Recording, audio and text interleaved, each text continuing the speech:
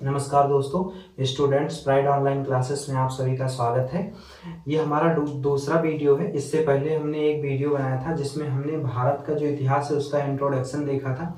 हमने उसमें देखा था कि भारत के इतिहास को कैसे 3 कालखंडों में डिवाइड किया गया है। प्राचीन भारत का इतिहास, मध्यकालीन भारत और आधुनिक भारत। आधुनिक भारत में हमने देखा था एक फोर्थ टॉपिक जो उसमें से निकाल के हमने लिखा था, वो जो यूपीएससी और यूपीपीसीएस के सिलेबस में एक टॉपिक के रूप में रखा गया है, स्वतंत्रता के बाद या समकालीन भारत। तो हम उसको भी पढ़ेंगे जब हम आधुनिक भारत पढ़ेंगे उसी के टाइम पे।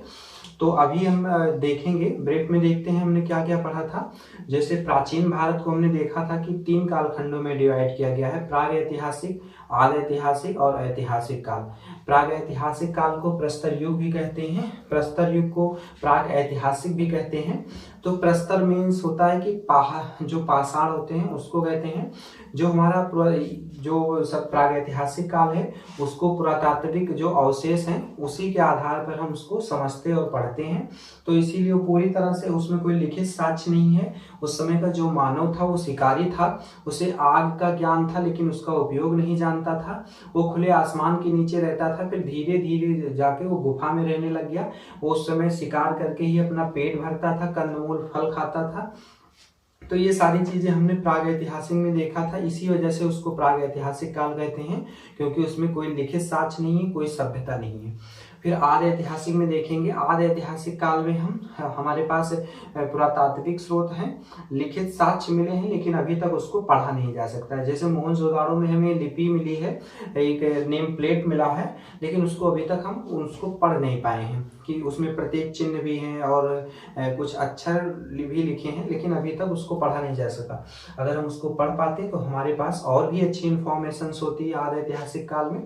तो उसको आद ऐतिहासिक काल इसीलिए कहते हैं कि हमारे पास लिखित साक्ष्य हैं लेकिन उसको पढ़ नहीं पाए हैं। उस समय जो मानव था वो से पहले से उस समय मानव शिकारी था, लेकिन इस काल में प्रागैतिहासिक काल में वो खाद्य संग्राहक की भूमिका में था। यहाँ पे खाद्य उत्पादक की भूमिका में आ जाता है। यहाँ पर उसे आग का उपयोग आ जाता है, पशुपालन, बस्तियों का बसना, ये सारी चीजें यहाँ पर प्रारंभ हो जाती हैं। सिंधु घाटी सभ्यता और ये वैदिक सभ्यताएं, ये सारी इसी आदि ऐतिहासिक काल में ही हम पढ़ेंगे। उसके बाद जब ऐतिहासिक काल देखते हैं तो ऐतिहासिक काल को हम पुरातात्विक स्रोतों के आधार पर भी जानते हैं, और पुरातात्विक स्रोत के साथ साथ हमारे पास लिखित साक्ष्य भी थे। जो प्रस्तर मिले, बड़े बड़े प्रस्तरों पर अभिलेख लिखाए गए थे, उसको हमने पढ़ा है। जैसे जेम्स प्रिंसप जो थे, उनको सबसे पहले श्रेय दिया जाता है जो लिपि है उसको पढ़ने का। जो ब्राह्मी लिपि थी, खरोष्टी लिपि, अरामाई की लिपि, इन सारी लिपियों में अशोक के अभिलेख थे। तो सबसे पहले जो श्रेय जाता है वो जेम्स प्रिंसप को जाता है। उन्होंने ही सबसे पहले वो ब्राह्मी लिपि और उनको पढ़ा था। तो ये ऐतिहासिक काल में हमने देखा था। फिर मध्यकालीन भारत में हम पढ़ेंगे कैसे मुगलों का साम्राज्य था, जो उनकी सल्तनत थी कैसे ग्रो हो रही थी। लेकिन फिर उसके बाद जब हम आधुनिक भारत में देखेंगे कैसे यूरोपियन कंपनियों का साम्राज्य स्थापित होता है और मुगलों का पतन प्रारंभ होता है। फिर 1857 में एक क्रांति होती है। उस क्रांति से क्या होता है, नए नए राष्ट्रीय आंदोलन का जन्म होता है। उस क्रांति की चिंगारी से जगह जगह पर क्रांति का राष्ट्रीय आंदोलन शुरू हो जाते हैं और हमें स्वतंत्रता मिलती है 1947 में। उसके बाद हम देखेंगे स्वतंत्रता के बाद या समकालीन भारत में हम पढ़ेंगे 1964 तक का समय पढ़ेंगे। तो ये सारी चीजें हमने लास्ट में हमने इंट्रोडक्शन में देखा था अपने।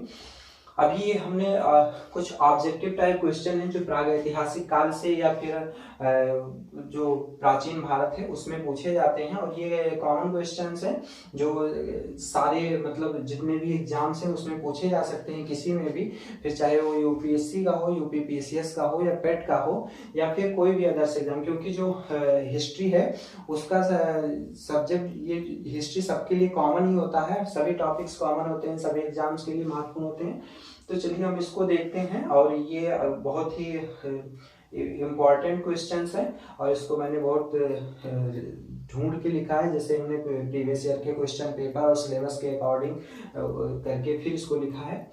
तो देखते हैं। सबसे पहले 1842 में प्राइम रोज जो थे, प्राइम रोज को नवपाषाणिक काल का जनक भी कहा जाता है। इन्होंने सबसे पहले जो इनको कर्नाटक के रायचूर जिले में लिंगसुगुर नामक स्थान था। लिंगसुगुर कर्नाटक के रायचूर जिले में लिंगसुगुर नामक एक स्थान था। वहां पर इन्होंने पाषाण उपकरण खोजे थे। पाषाण उपकरण कौन कौन से थे?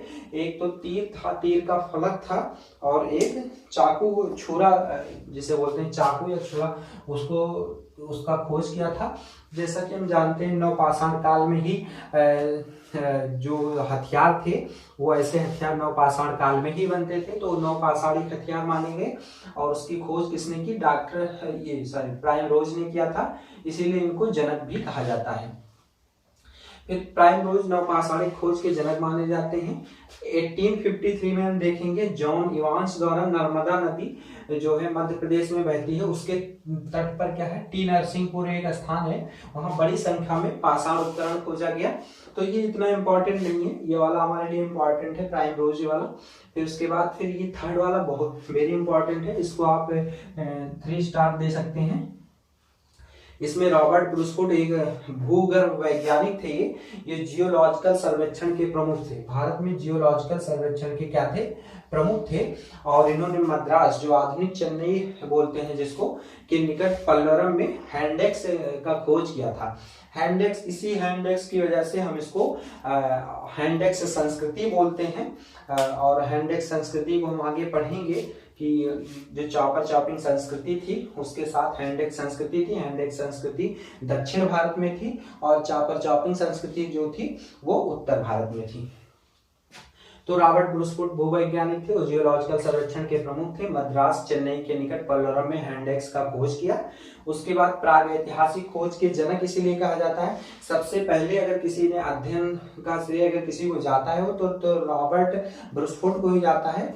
इन्होंने ही सबसे पहले अध्ययन स्टार्ट किया था प्रागैतिहासिक काल पे, और इसी वजह से इनको प्रागैतिहासिक काल का जनक कहते हैं। इसको आप नोट कर लीजिए, बहुत इंपॉर्टेंट है। फिर 1864 में देखते हैं विलियम किंग अत्रिपक्का में हैंडेक्स की खोज की थी। तो ये उतना इंपॉर्टेंट नहीं है, नॉलेज के लिए है, तो इसको आप छोड़ भी सकते हैं। फिर 1861 में देखेंगे, ये इंपॉर्टेंट है, वेरी इंपॉर्टेंट है। ये पूछे जा सकते हैं। अलेक्जेंडर कनिंघम को भारतीय पुरातात्विक विभाग का जनक कहा जाता है। जो भारतीय पुरातात्विक विभाग है इसका गठन भी इन्होंने ही किया था और इसके महानिदेशक भी ये थे। अलेक्जेंडर कनिंघम इसके महानिदेशक भी थे और इस विभाग का गठन भी इन्होंने ही किया था। तो अलेक्जेंडर कनिंघम को भारतीय पुरातात्विक विभाग का जनक कहा जाता है। फिर 1820 में हम देखेंगे जर्गेनियस थॉमसन जो थे इन्होंने प्रागैतिहासिक काल को 3 भागों में विभाजित किया। जो 3 भागों में इन्होंने जो म्यूजियम में जो उपकरण खोजे गए या जो रखे हुए थे उसके अध्ययन से उन्होंने इसको 3 भागों में डिवाइड किया था, पाषाण युग, कांस्य युग और लौह युग। तो ये चीजें हम देखेंगे, आगे हम पढ़ेंगे। पाषाण युग, कांस्य युग की सभ्यता जो होती है उसको पढ़ेंगे, लौह युग को इनको पढ़ेंगे आगे। तो जर्गेनियस थॉमसन जो थे ये इंपॉर्टेंट है, इसको नोट करके रखिए। पूछा जा सकता है कि प्रागैतिहासिक काल को 3 भागों में किसने बांटा था, तो ये चीजें पढ़ेंगे। उसके बाद 1935 जो एक इम्पॉर्टेंट डेट है पॉलिटी के लिए, यहीं से हमारा संविधान की नींव रखी गई थी, यहीं से उस पर चर्चा स्टार्ट हुई थी 1935 में। तो ये चीज हम पॉलिटी में पढ़ेंगे आगे। इसमें टी टेरा और पीटरसन के नेतृत्व में कैम्ब्रिज अभियान दल द्वारा, जो कैम्ब्रिज अभियान दल था उसके द्वारा शिवालिक पहाड़ी, एक शिवालिक पहाड़ी है या पोतवार की पहाड़ी, पोतवार का पहाड़ है। शिवालिक पहाड़ी में पोतवार के पहाड़ पर पाषाण उपकरण खोजे गए हैं। फिर ये भी इतना इम्पोर्टेंट नहीं है, लेकिन ये कैम्ब्रिज अभियान दल है, तो ये पूछा जा सकता है कि ये कैम्ब्रिज अभियान दल का नेतृत्व किसने किया था पाषाण उपकरण को, तो ये टी टेरा पीटरसन हुआ थी। इसमें डेट्स इंपॉर्टेंट नहीं है, मेन इंपॉर्टेंट इसके इफेक्ट में यही चीज है। तो 1950 में हम देखेंगे स्टुअर्ट पिगट ने अपनी किताब लिखी थी प्री हिस्टोरिक इंडिया, जिसमें पाषाण काल के बारे में विस्तृत वर्णन है। स्टुअर्ट पिगट, ये इंपॉर्टेंट है, इसको याद रखना। स्टुअर्ट पिगट की किताब कौन थी? प्री हिस्टोरिक इंडिया, और पाषाण काल के बारे में विस्तृत वर्णन है। इसमें हमें जो पढ़ना है वो बहुत ही कम चीजें पढ़नी है हमें, ये नहीं कि हमें अगर इसको ये बहुत ही वास्ट टॉपिक है, बहुत बड़ा टॉपिक है, और अगर इसमें हम बुक से पढ़ने जाएंगे तो उसमें हम धीरे धीरे पर्त दर पर्त उसमें घुसते चले जाएंगे, और हमें वो सारी चीज़ें पढ़नी नहीं है, क्योंकि हमें पीएचडी नहीं करना है, हमें सिर्फ अपने एग्जाम को निकालना है। उसी के हिसाब से सिलेबस के अकॉर्डिंग ही हम पढ़ेंगे, और जो इम्पोर्टेंट होगा उसी को हम पढ़ेंगे। तो इस वजह से अगर प्री हिस्टोरिक इंडिया, अगर आपको पाषाण काल के बारे में विस्तृत जानकारी चाहिए तो आप प्री हिस्टोरिक इंडिया पढ़िए। तो स्टुअर्ट पिगट ने अपनी किताब प्री हिस्टोरिक इंडिया में पाषाण काल के बारे में विस्तृत वर्णन किया है इन्होंने। फिर 1865 देखेंगे। 1865 में नवपाषाण शब्द है। नवपाषाण शब्द का सर्वप्रथम प्रयोग सर जॉन लुबार्ट ने अपनी किताब, ये बुक्स याद रखना क्योंकि बुक्स पूछ सकता है ये बुक किसने लिखी, ये बुक किसने लिखी। तो प्री हिस्टोरिक टाइम्स जो एक बुक थी, नवपाषाण शब्द का सबसे पहले उपयोग इसी बुक में किया गया, और वो सर जॉन लुबार्ट ने किया था। उसके बाद नवपाषाणिक क्रांति एक शब्द आता है जिसका उपयोग किसने किया, गार्डन चाइल्ड ने किया था। तो नवपाषाणिक क्रांति आप लोग जानते हैं क्यों बोलते हैं, उसी समय जो मानव है उसको कृषि का ज्ञान हुआ, बस्तियां बसने लगी, वो कबीले में रहने लग गया और समुदाय में रहने लग गए वो लोग, और वहीं से उन्होंने आग का उपयोग करना सीखा, पशुपालन शुरू की, कृषि का शुरुआत हुआ, उसने मृत भांड बर्तन बनाने लग गए, चाक से और हाथ में बर्तन बनने लगे। तो सारी चीजें हम नवपाषाण को जब पढ़ेंगे बहुत अच्छे से, जलवायु परिवर्तन होता है, नई नई वनस्पतियों, नए नए जीव जंतु का उद्भव होता है, और ये सारी चीजें हम पढ़ेंगे। इसी वजह से नवपाषाणिक क्रांति कहा गया। गार्डन चाइल्ड ने इसका उपयोग किया सबसे पहले। हेरोडोटस को इतिहास का पिता कहा जाता है। इतिहास की प्रथम पुस्तक हिस्टोरिका लिखी इन्होंने। इतिहास की जो सबसे प्रथम पुस्तक है वो हिस्टोरिका है। ये बहुत ही इंपॉर्टेंट है, इसको याद रखना, ये पूछा भी गया है। हेरोडोटस को इतिहास का पिता कहा जाता है। इतिहास की प्रथम पुस्तक कौन सी, हिस्टोरिका थी। फिर भारत में पूर्वा पाषाण युगीन सभ्यता का विस्तार प्लेस्टोसिन हिमयुग में हुआ था। जो भारत में पूरा पाषाण युगीन सभ्यता थी, पूरा पाषाण युगीन सभ्यता जो हम अभी पढ़ेंगे आगे, उसका विस्तार प्लेस्टोसिन हिमयुग में हुआ था। हिमयुग की समाप्ति के बाद ही नवपाषाण काल के प्रारंभ हुआ था। मध्य पाषाण काल के अंत में हिमयुग समाप्त हुआ, और जलवायु परिवर्तन जिसे बोलते हैं उसके बाद ही इस काल का विस्तार हुआ। तो ये चीजें हम पढ़ेंगे। भारत में पूरा पाषाण युगीन सभ्यता का विस्तार प्लेस्टोसिनो युग में हुआ था, और इसी प्लेस्टोसिनो युग में ही रमापिथेकस जो आदि मानव था, जो दक्षिण अफ्रीका में पाया जाता है, वो हिमयुग में ही रमापिथेकस था। उसके बाद फिर होमो सेपियंस का उदय होता है, जो आधुनिक मानव है, उसका उदय हिमयुग की समाप्ति के बाद ही होता है। तो इसमें देखेंगे इतिहास शब्द जो इतिहास शब्द है वो ग्रीक अथवा यूनानी भाषा का शब्द है। ये पूछ सकता है कि हिस्टोरिया शब्द से बना, इतिहास शब्द किस ग्रीक वर्ड से बना है, तो हिस्टोरिया से बना है। और इतिहास को अगर उसको छंदे विच्छेद करेंगे, इति प्लस हास ऐसे कुछ करेंगे, तो उसमें देखेंगे हम इसका मतलब होता है यह निश्चित था। तो सोने का प्राचीनतम साक्ष्य जो है 1800 ईस्वी में कोल्लार की खान से प्राप्त हुआ है। तो ये उतना इम्पोर्टेंट नहीं है, लेकिन जो इम्पोर्टेंट है ये इसको याद रखना, ये बहुत ही इम्पोर्टेंट है। इसको आप लिख लीजिए, नोट डाउन कर लीजिए।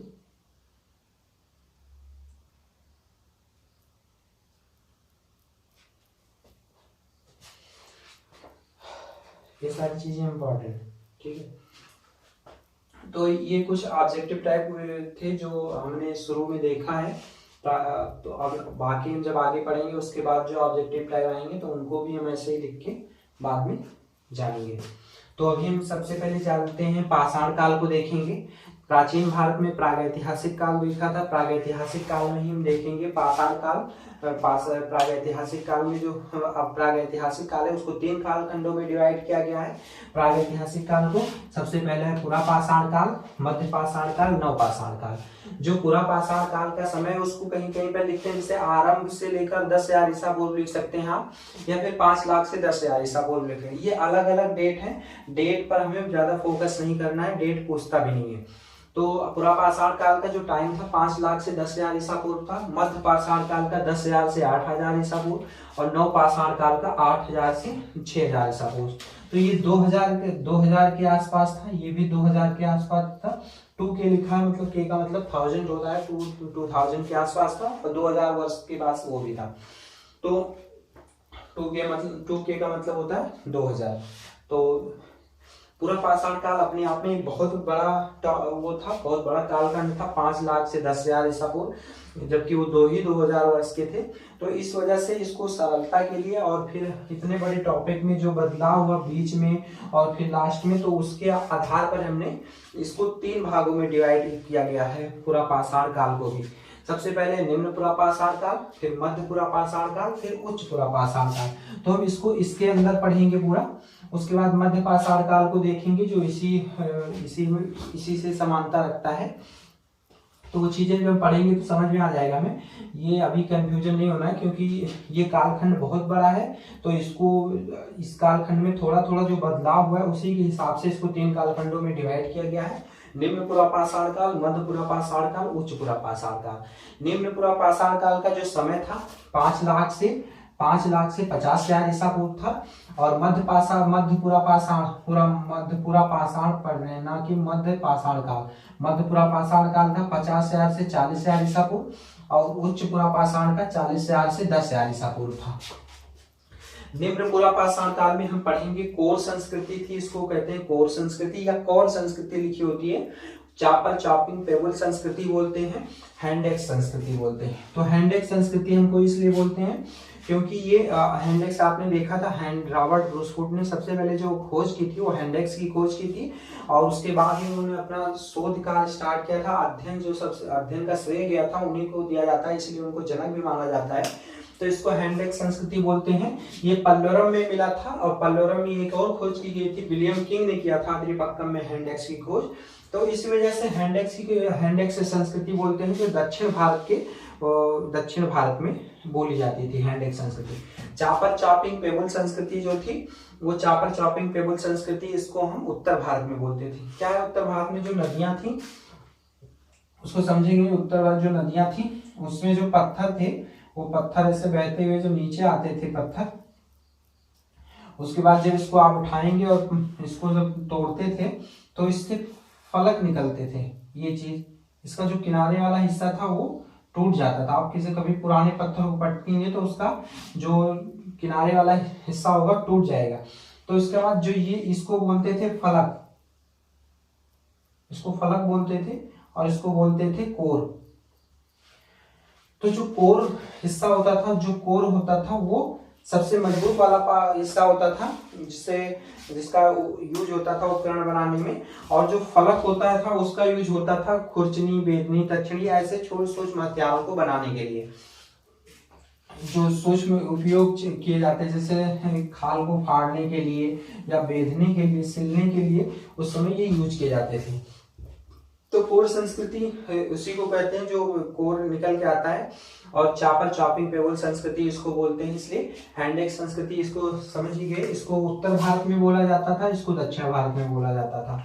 चापर चॉपिंग विदारणी हैंडेक्स ये उस समय के हथियार थे, जो निम्न पुरा पाषाण काल में जो उपकरण थे उसको चापर चॉपिंग विदारणी कहते थे, हैंडेक्स समझते हैं। तो जो चापर होता था ये ऐसे होता था कुछ, ये होता था चापर।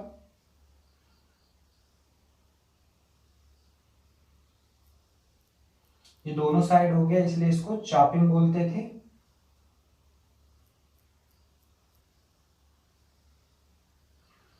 और ये विदारणी है,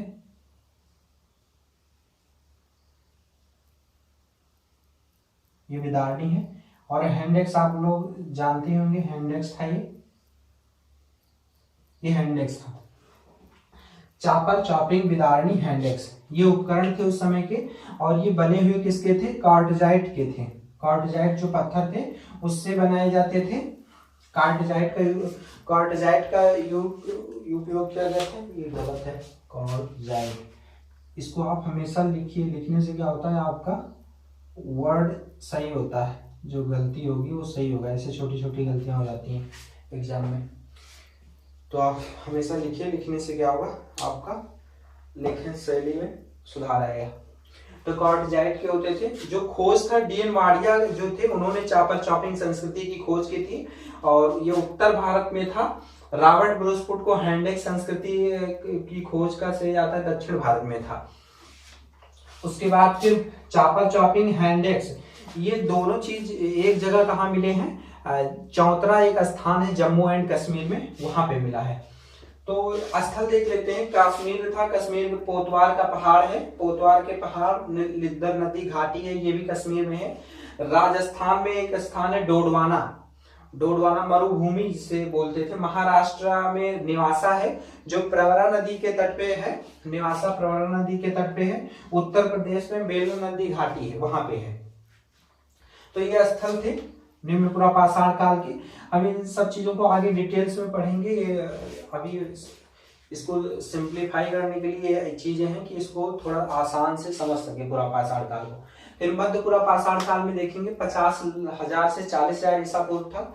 इसको फलक संस्कृति बोलते थे। फलक हमने देखा था जब कोर था उसका जो किनारे वाला हिस्सा जो टूट जाता था उसको फलक बोलते थे।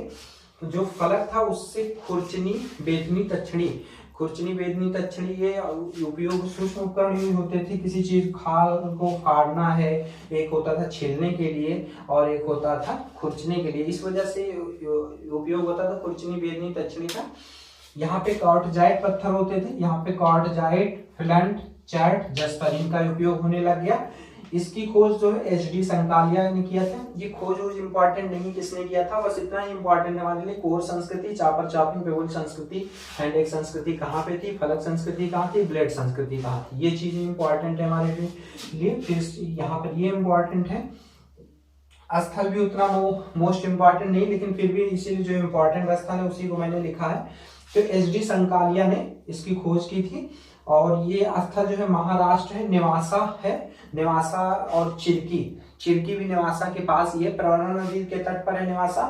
मध्य प्रदेश में हथनौरा है, यहाँ से इसकी खोज हुई थी। मध्य पुरापाषाण काल मिला के वो मिले थे उपकरण। फिर उच्च पुरापाषाण काल देखेंगे 40,000 से 10,000 ईसा पूर्व था। तो इसमें इसको ब्लेड संस्कृति बोलते हैं।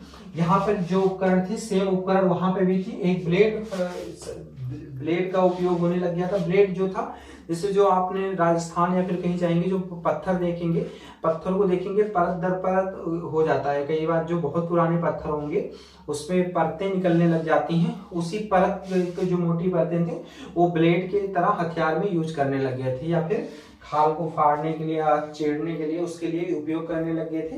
तो उसी को ब्लेड बोलते हैं। तो ये ब्लेड संस्कृति थी। यहाँ पे मानव के जो हथियार थे पॉलिशदार भी होने लग गए थे और बाकी हथियारों में काफी ज्यादा बदलाव आया था। जो उसके उपकरण थे सूक्ष्म उपकरण बनाने लग गया था। तो यहाँ आधुनिक मानव का उदय हुआ, हिमयुग की समाप्ति हो रही थी। ये उच्च पुरापाषाण काल, जब पुरापाषाण का अंत हुआ, मध्य पाषाण काल में जब हम प्रवेश कर रहे थे तब का है, हिमयुग समाप्त हो रहा था। भीमबेटका गुफा थी, वहां पर चित्रकारी के साक्ष्य मिलते हैं जो हरे व गहरे लाल रंग में थे। ये इंपॉर्टेंट नहीं, हरे व गहरे लाल। भीमबेटका में चित्रकारी के उसकी खोज वाड़कर महोदय ने की थी। ये पूछा जा सकता है कि हाँ खोज किसने किया था, तो भीमबेटका चित्रकारी को वाड़कर महोदय थे, वाड़कर। तो इन्होंने ही सबसे पहले खोजा था इसे। बेलन नदी घाटी जो थी वहां पे नक्काशी के साक्ष्य मिले हैं। नक्काशी मानव ने उस पहाड़, उस पे जो पत्थर है उस पे नक्काशी की थी। लोहदा नाला है, वहां पे हड्डी से निर्मित मातृ देवी की मूर्तियां मिली हैं। तो ये सारी चीजें थे। निम्न पुरापाषाण काल में हमने देखा कोर संस्कृति, चापर चापिंग, पेबल संस्कृति, हैंडएक्स संस्कृति थी। फिर मध्य पुरापाषाण काल में फलक संस्कृति आती है। फलक संस्कृति मतलब जो उसका फलक था उसका यूज करके उन्होंने अनगढ़ हथियार से थोड़ा सा उसमें चेंजेस आए। पहले अनगढ़ हथियार बनाए जाते थे, कोई आकार नहीं, कोई वो नहीं होता था।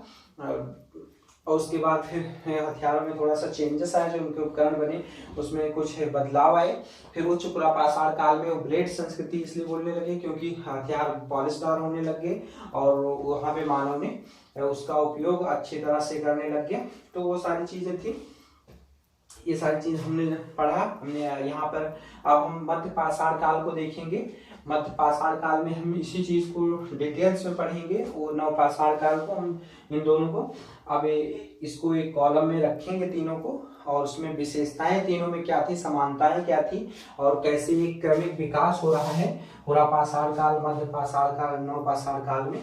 और नव पाषाण काल को नवपाषाण क्रांति क्यों बोलते हैं, वो चीजें हम उसमें देखेंगे। जब उसको पढ़ेंगे तीनों को एक साथ तो समझ में आ जाएगा। तो ये हमारा दूसरा वीडियो था जिसमें हमने एक छोटा सा टॉपिक जो है पूरा पाषाण काल इसको पढ़ा। अब अगले वीडियो में हम तीनों को एक साथ पढ़ेंगे, पूरा पाषाण काल, मध्य पाषाण काल, नव पाषाण काल, इन तीनों को एक साथ पढ़ के समाप्त करेंगे। उसके बाद हम आएंगे ताम्र पाषाणिक संस्कृति पे।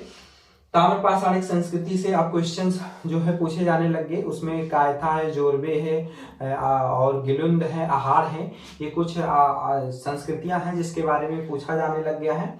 और जो ताम्र पाषाणिक संस्कृति थी वो सिंध घाटी सभ्यता या हड़प्पा सभ्यता की समकालीन थी, परावर्ती भी थी और पूर्वावर्ती थी। जब हमारा हड़प्पा सभ्यता था उसके परावर्ती में देखा जाए तो झोकर चाकर संस्कृति, कब्रे अचगा संस्कृति और पीले मृदभान संस्कृति, गैरिक मृदभान संस्कृति, ये कुछ संस्कृतियां थी जो ताम्र पाषाणिक संस्कृति में आती हैं। ये ग्रामीण सभ्यताएं थी वैसे, जबकि सिंध घाटी सभ्यता अपने आप में एक बहुत ही अच्छी सभ्यता थी। उसके जब हम पढ़ेंगे तो डिफरेंस देखेंगे उसमें। तो ये चीजें थी। उसके बाद फिर हम देखेंगे आगे ताम्र पाषाणिक संस्कृति में आगे फिर हम देखेंगे दक्षिण बनास नदी के तट पर कैसे आहार, गिलिंद और मालवा, जोरबे, कायथा, ये सारी संस्कृतियां हम पढ़ेंगे। बहुत सारे और भी हैं लेकिन उन सबको पढ़ने की जरूरत नहीं है, जो सबसे ज्यादा इम्पोर्टेंट है उन्हीं को पढ़ेंगे। तो आज हम इसी पर इस टॉपिक को खत्म करते हैं। अब अगला हम इन तीनों को डिटेल्स में पढ़ते हैं। तब तक के लिए थैंक यू सो मच। और अगर आपको ये वीडियो पसंद आए तो लाइक करिए, सब्सक्राइब करिए। Thank you so much.